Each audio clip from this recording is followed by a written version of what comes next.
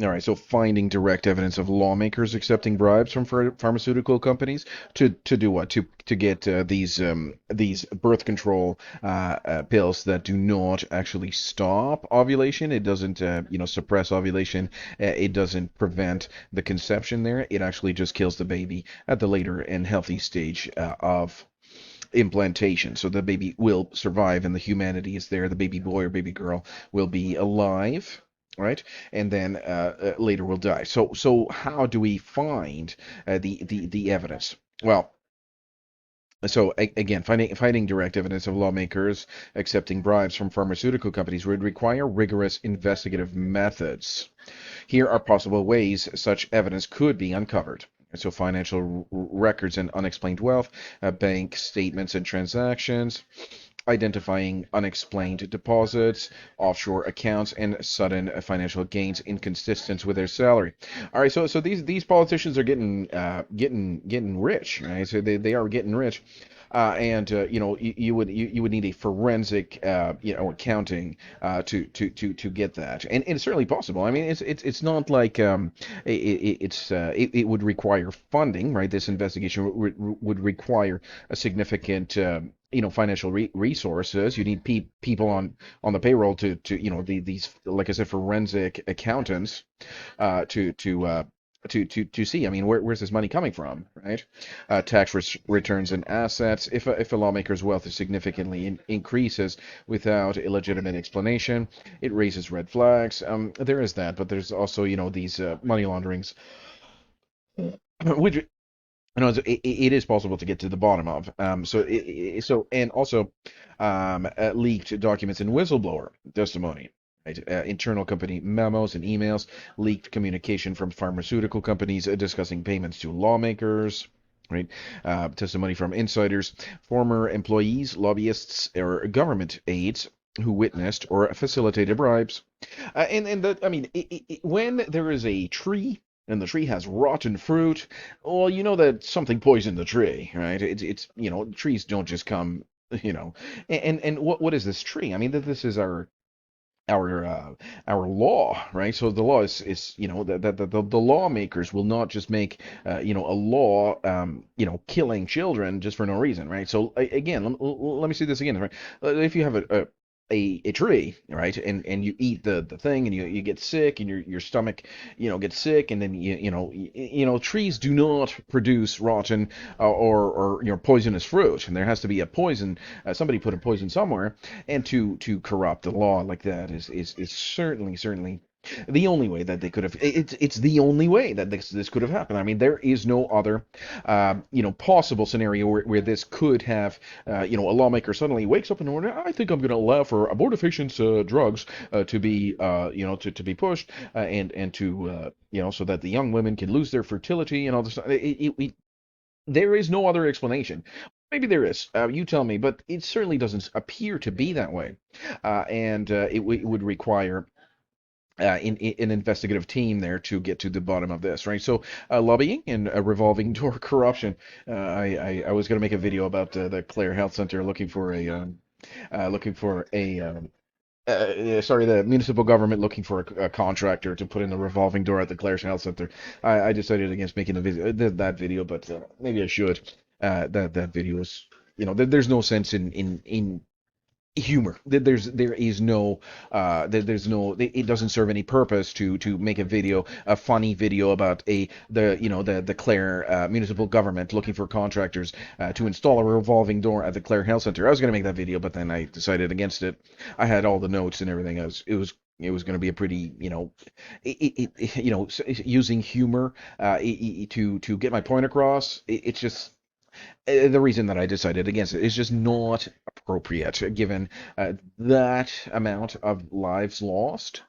So it just so I chose not to publish that video.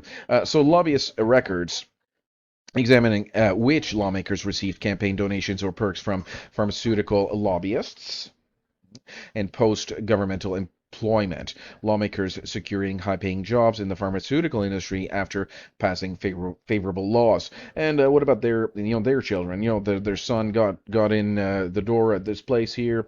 They got a this vacation with their grandchildren and all that stuff. It is possible to find where this money is coming from, and it's possible to link those bribes. It certainly is possible to link those bribes to the pharmaceutical industry, and directly bribing.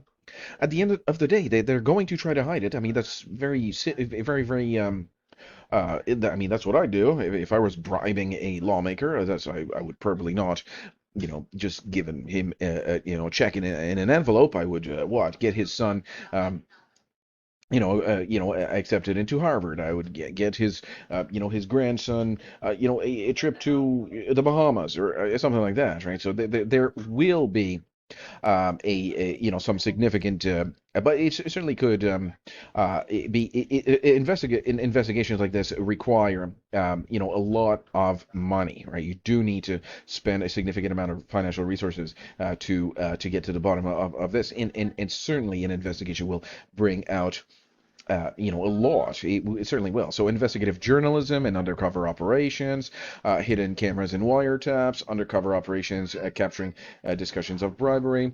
Freedom of Information Act, FOIA requests, requesting government emails, contracts, or meetings records that expose corruption. This kind of this level of corruption. The only thing that you get is a redacted page of, all the all the all the good stuff, all the evidence would be redacted. So even the Freedom of Information Act, you probably wouldn't get anything there, um, or maybe you would. I don't know. Legal subpoenas in criminal investigations, so court-issued subpoenas, law enforcement agencies seizing bank records, emails and communications, Federal Bureau of Investigation, the FBI, or the Royal Canadian Mounted Police corruption investigations. Agencies tracking suspicious financial activity and relationships between lawmakers and pharmaceutical executives.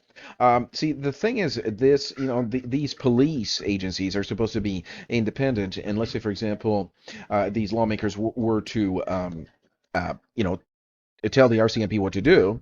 Well, I mean, what good of a police agency is that, right? Well, so I mean, we've seen numerous instances of the bias there. So we're not going to comment on that, but it should be. I mean, this is what we should do. Um, I would argue that a third party should be brought in to investigate. And no, we shouldn't have government, investigating government. We should have a third, a party, for example, a police of another country. Let's say, for example, you got, a country like just pick any old random country, Gabon, right? Gabon is a country that is an African country that prohibits abortion, right? So there is laws against abortions, right? So the people of Gabon would be asked to come here and conduct an investigation, if just for any example, or anybody that is not the government investigating government, just an example. So investigations should take place, right? Because it's clear, like I said, the tree, right? You will not have just any old tree producing poisonous fruit unless somebody put some poison in it, right?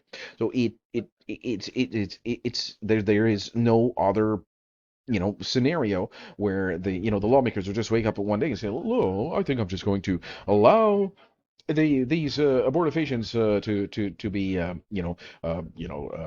yeah, improving women's rights and all this stuff." Certainly, there is some influence there, undue influence. Corporate disclosures in SEC filings, pharmaceutical company records. Some companies disclose payment to government officials in financial records, often under marketing or consulting expenses, and former bribed lawmakers confessing, and plea bargains. Right. So, if a lawmaker is caught in a corruption case, they may confess and expose to others to reduce their sentence. Right, so a lawmaker is certainly not interested in going to prison, but they're certainly interested in getting bribes. So to reduce their sentence, we should be able to get a very a good testimony. The testimony of the lawmakers would be A great piece of evidence here. So the conclusion is that finding direct evidence requires whistleblowers, forensic financial audits and undercover investigations or legal action. Many corruption cases are exposed years after the fact when leaks, confessions, or financial inconsistencies come to light. Right, so, but it certainly is not. You can reasonably expect there be bribes there because I mean, like I said, this is a tree. I mean, there's poison fruit coming from this tree. I mean, surely there is poison there. Surely somebody put some poison in there, right? The law. See, and that's the thing too. Our law has been just basically to punish, punish, punish, kill, kill, kill. But the true law. Let's say, for example, the real. What is the law? What is really the law? Yep, I gotta go. I'll be right back. Yeah, all right, sorry about that. Yeah, so all that to say is, I mean, there is no, uh, there's no way that this cannot be a bribe.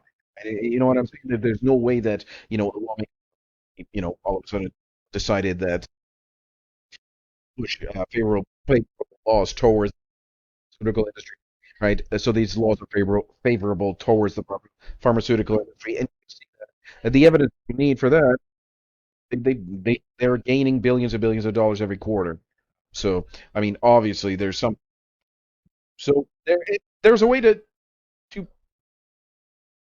to prove this, right? And it would require some investigate an investigative team, but they can surely get down to the bottom of this. Thank you very much. See you next. See you next.